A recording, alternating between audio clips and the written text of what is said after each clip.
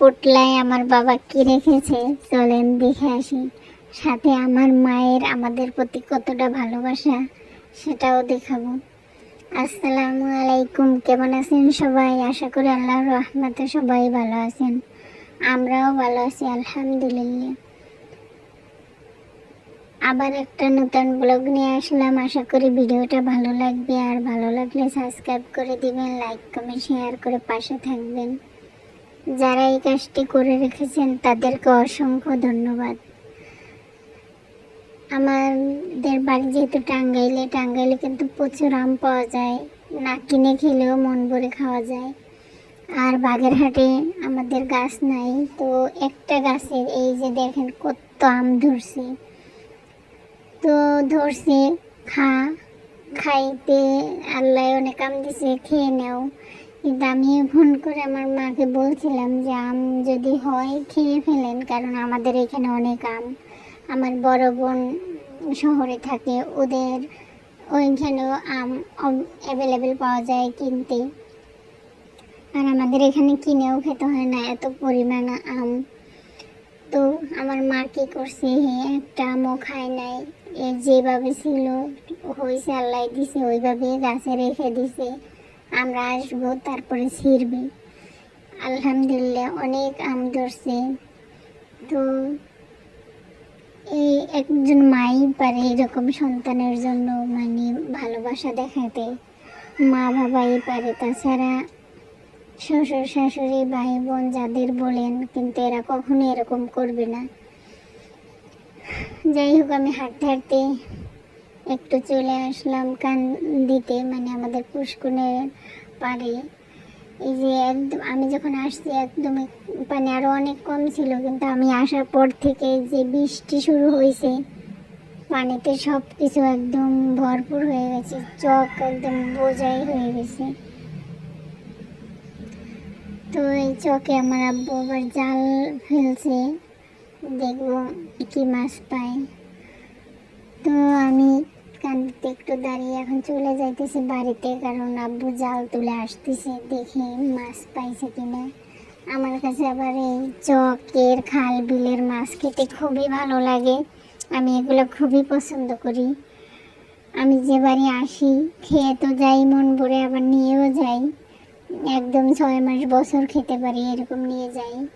আমাদের টাঙ্গাইলে মাছ আছে, মাছ নেই এটা না, কিন্তু ওগুলো তো সব চাষ করা মাছ, এই জন্য আমি ওরকম খেতে পারি না। এখন কিন্তু সকাল, কিন্তু আকাশ দেখেন কি অন্ধকার, মানে বৃষ্টি আসে যে বারবার, তাই একদম অন্ধকার হয়ে আছে।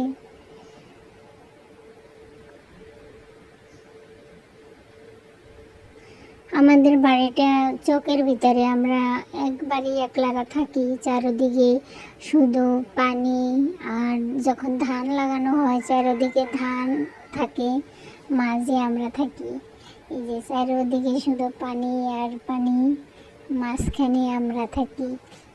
এর আগের একটা ভিডিওতে হয়তো দেখেছেন যে অনেক লম্বা করে একটা রাস্তা বানানো। এই যে টোপলাটা আবার আমি দেখিয়ে দিলাম। এখানে আমরা রাত্রে গাছের খেজুর বলতে যে আমাদের গ্রাম অঞ্চলে যে গাছগুলো দিয়ে রস বের করে মিঠা বানায়, ওই গাছের খেজুর মানে আব্বু কেটে আমরা ভিজিয়ে রেখেছিলাম বিকেলবেলা, আর এই সকালবেলা উঠাইছে একদম সব পেকে গেছে। তো পানি ঝরানোর জন্য আব্বু আবার মানে ওরকম বেঁধেই ভিজানো হয়েছিল, নাইলে পাখাগুলো পানিতে পড়ে যেত, তাই। আর এই যে কি পেয়েছে মাছের সাথে, এটার নাম কাঁকড়া, সবাই হয়তো চিনেন। তো এটা পেয়েছে, আর আব্বু কি করছে, ওর বড় হাত দুইটা দিয়ে কামড় দেয়, ওই দুইটা ভেঙে দিয়েছে। তারপরও মানে আপনাদের দেখানোর জন্য আমরা মানে লাগিয়ে পাশে রেখে দিয়েছি। ওটা থাকলে অনেক জোরে কামড় দেয় আর ছাড়ানো যায় না, তাই ও হাত দুটো রেখেই চলে যাইতেছে। কাঁকড়াগুলো সবাই খায় না, আমাদের বাসায় অনেকে খায় না। আর এই যে চকে অনেক মাছ পেয়েছি, একটা বড় বোয়াল মাছ পেয়েছি, আলহামদুলিল্লাহ। তারপরে এই মাছগুলো তো খুবই ভালো লাগবে খেতে, আমি তো খুবই পছন্দ করছি। এই যে অনেক বড় একটা মাছ পেয়েছি, আলহামদুলিল্লাহ। শুধু একটা না, এই 2 দিন ধরে 3 দিন ধরেই এই মাছগুলো প্রতিদিন একটা একটা পায়। আসলে ভাগ্যে যার যা আছে সেটা কেউ নিতে পারে না। তো এই কাঁকড়াগুলো জালে উঠলে আবার সমস্যা, জালগুলো কেটে দেয়। তারপরও কি করার, যখন পেয়েছে দীর্ঘ আটকে তো রাখতেই হবে। আমি আবার পুরো হাত কেটে দিয়েছি, হাতগুলা কেটে ওরে রেখে দিয়েছি।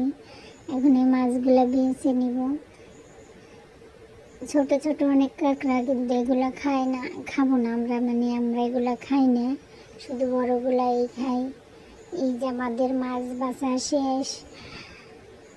আজকের ভিডিওটা এ পর্যন্তই। সবার সুস্থতা কামনা করে এখানেই শেষ করলাম। আল্লাহ হাফেজ।